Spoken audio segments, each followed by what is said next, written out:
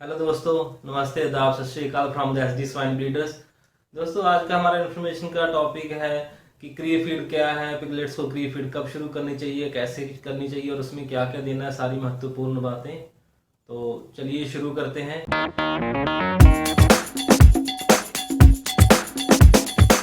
दोस्तों, जिन्होंने मेरे चैनल को अभी तक सब्सक्राइब नहीं किया, प्लीज सब्सक्राइब कर लें और बेल आइकन को जरूर दबा लें ताकि सबसे पहले आपके पास वीडियो मेरी पहुंच सके। Thank you. दोस्तों, ये पिगलेट्स में क्री फीड बहुत महत्वपूर्ण है। क्री फीड होती है जो हम दूध जब बच्चा पीता है उसके साथ साथ उसको फीड देना भी पहली बार स्टार्ट कर देते हैं। लगभग 21 दिन के बाद उसको क्री फीड देना स्टार्ट कर देते हैं और जब तक हम उसकी वीनिंग करते हैं, मतलब कि दूध से हटवाते हैं, तब तक उसकी क्री फीड वो चलती रहती है।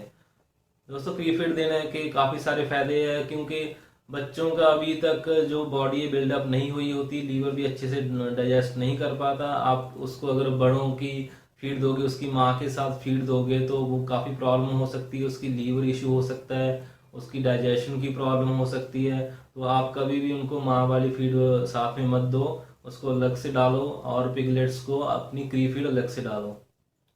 और जो बड़ों की जो फीड होती है उसमें थोड़ा फाइबर ज़्यादा होता है, बट जो बच्चों की फीड होती है उसमें फाइबर कम होता है ताकि डाइजेस्ट अच्छे से हो सके।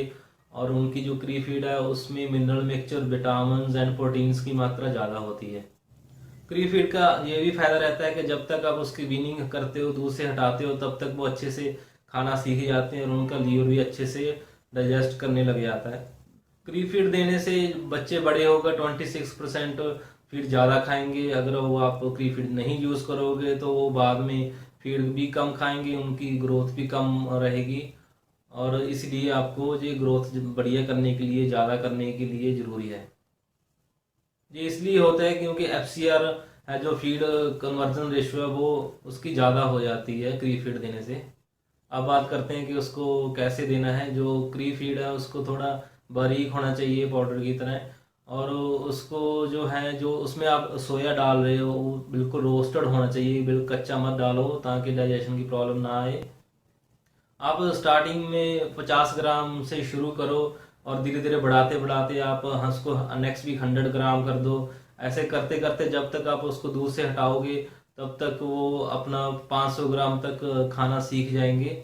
और उसकी माँ की हेल्थ है वो भी अच्छी रहेगी क्योंकि आप क्री फीड देने से वो फीड भी खाएंगे, दूध भी पियेंगे, तो उनका पेट जल्दी बढ़ता रहेगा और माँ की हेल्थ पे असर कम पड़ेगा। और वो जैसी बीनिंग करोगे उसकी माँ है जो नेक्स्ट प्रेगनेंसी के लिए 5 से 10 दिन में ही वो रेडी हो जाएगी। एक क्री फीड में क्या क्या होना चाहिए, क्या डालते हैं? इसमें फाइबर बहुत कम होते हैं। इसमें mineral mixture, vitamin and protein की मात्रा ज़्यादा होती है। लगभग 30 से 35% इसमें प्रोटीन होता है। प्रोटीन के सोर्सेज हैं उसमें, जैसे कि मक्की हो गया, उसको 40 से 45 किलो मक्की यूज़ करो। और 10 किलो तक आप राइस है, राइस पॉलिश है, राइस ब्रैन है, वो यूज़ करो। और इसमें महत्वपूर्ण है कि एक स्किम्ड मिल्क है जिसको हम सूखा दूध बोलते हो, 10 किलो तक आप वो भी यूज़ करो। तो ये थोड़ा महंगा जरूर पड़ता है, बट ये बहुत महत्वपूर्ण है प्रोटीन के लिए और अच्छे टेस्ट के लिए, ताकि उनको दूध का टेस्ट आए। क्योंकि ये तो बहुत थोड़ा सा कम खाते हैं, ठीक है, तो इसलिए प्राइस की प्रॉब्लम नहीं है इसमें ज़्यादा। और डी ऑयल्ड मतलब कि उसमें जिसमें ऑयल निकाला हुआ सोया होता है वो यूज़ करो। सोया हमेशा रोस्टेड ही यूज़ करो, कच्चा मत यूज़ करो। 10 किलो डी ऑयल्ड मूंगफली की खाला है वो यूज़ करो। अब तक जो मैंने बताया ये सारे वेजिटेबल प्रोटीन सोर्स थे। आप दूसरे प्रोटीन सोर्स है जैसे कि ब्लड बोन मील होगी, फिश मील होगी, एमबीएम हो गया, मीट बोन मील, वो भी आप 6 kg तक वो यूज़ कर सकते हो। इसमें इसमें आपको और यूज़ करना है मिनरल मिक्सचर, विटामिन है जो मिनरल मिक्सचर, वो 2 किलो यूज़ करो। और एंटीबायोटिक है वो 100 से 200 ग्राम यूज़ करो, जैसे कि ऑक्सीटेट्रासाइक्लिन हो गया। इससे कि आपको डायरिया की प्रॉब्लम नहीं आएगी। आप उसमें जीस्ट डाल सकते हो, जीस्ट यूज़ करो। Thank you. दोस्तों, मेरी और भी बढ़िया वीडियोस है, उसको भी ज़रूर देखो। लाइक, शेयर, कमेंट और दूसरे फार्मर भाइयों के साथ वीडियो ज़रूर शेयर किया करो। Thank you very much.